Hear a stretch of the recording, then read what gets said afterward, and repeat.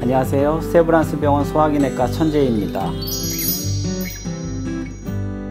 크론병은 유전적으로 면역기전이 좀 과하게 항진되어 있는 체질을 갖고 있는 환자분들에게서 장내 미생물이나 아니면 우리가 먹는 음식물 또는 외부 감염에 대한 과민한 면역 반응이 장에 나타나서 만성적인 장에 염증이 생기는 질환입니다.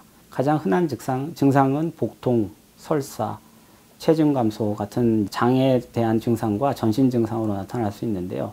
특히 우리나라 환자분들에게서 많이 나타나는 증상 중에 하나는 항문에 생기는 증상, 특히 치루, 항문 쪽에 생기는 누공이 먼저 생기는 경우가 상당히 많습니다. 우리가 먹고 있는 음식도 큰 원인이 되겠고요. 예를 들면 서양 사람들이 많이 먹는 고기나 고지방 식이 이런 것들을 많이 먹는 사람들에게서 잘 발생한다고 했고, 한국의 전통적인 식단이었던 채소나 과일 같은 거를 많이 먹는 것은 오히려 크론병 발생을 예방할 수 있다고 알려져 있습니다.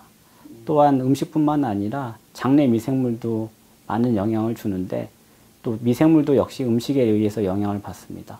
또 각 인종별로 사는 지역별로 장내 미생물이 조금씩 다른 것으로 알려져 있고, 그런 장내 미생물에 대해서 우리 몸의 장에 있는 면역세포들이 과민하게 염증 반응을 일으키는 것이 크론병이 생기는 원인이라고 보고 있습니다.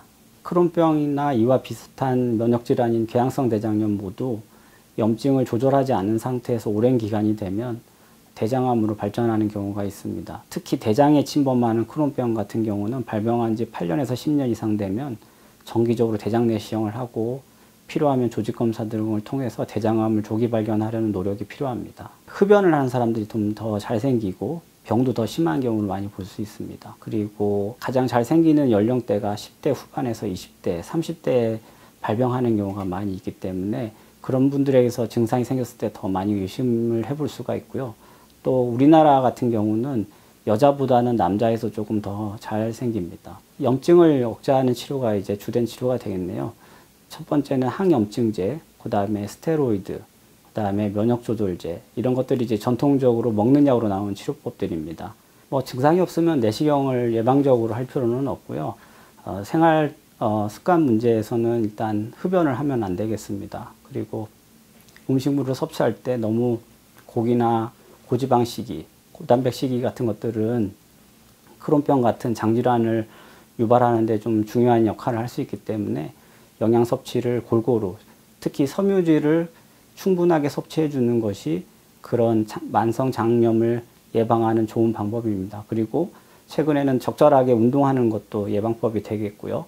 또 모든 장질환이 마찬가지듯이 그런 크론병 같은 면역질환이 스트레스나 이런 부정적인 생활 태도나 사고 방식 같은 관계가 많이 있다고 알려져 있기 때문에 삶을 긍정적으로 바라보고 스트레스를 줄이고, 그런 정신과적인 문제가 혹시 있다면 적극적으로 치료하고 하는 것이 이 질환을 예방하고 잘 관리하는 방법이 되겠습니다.